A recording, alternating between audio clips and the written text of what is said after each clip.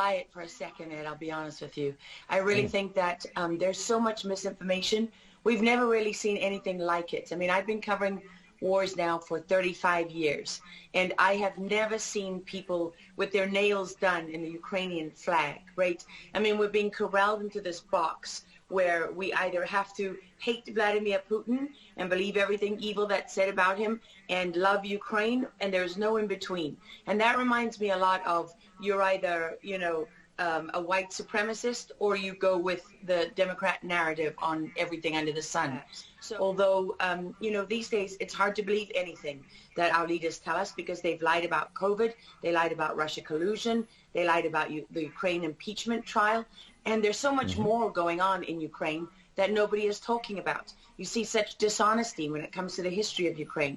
You see dishonesty when it comes to the Azov battalion, which is funded by the U.S. and NATO. I mean, you can find pictures of them online holding up the NATO flag and the swastika at the same time. Their own emblem contains the black sun of the occult, which was a Nazi SS emblem. And it also contains the sideways, lightning insignia of the SS. I mean, this is on throughout the Ukrainian military. You can see that black sun of the occult on their body armor, even on the female soldiers who are paraded in front of the world as being, such an example of Ukraine's independence and spirit and nobility. Even they are wearing the black sun of the occult.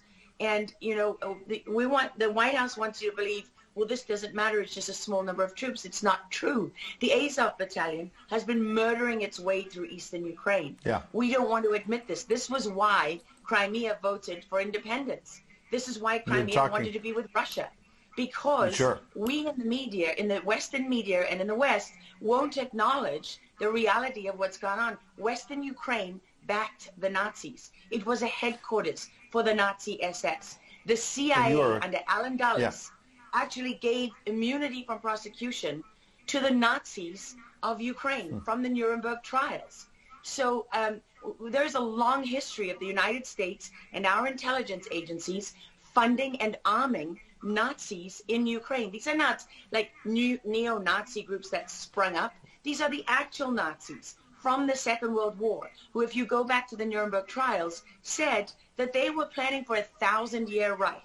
And so you have to really wonder, as you look at this, when you know that the CIA sponsored the color revolution in Ukraine in 2013 and 14, that they selected Ukraine's leaders, go to Victoria Nuland's leaked phone conversation where she and the U.S. ambassador are deciding who can lead Ukraine. I mean, there's as much interference here as you could possibly imagine before you even get to Hunter Biden, Nancy Pelosi, John Kerry, and Mitt Romney, and all of their children who are employed, who earn millions from Ukrainian gas companies. Yeah, you are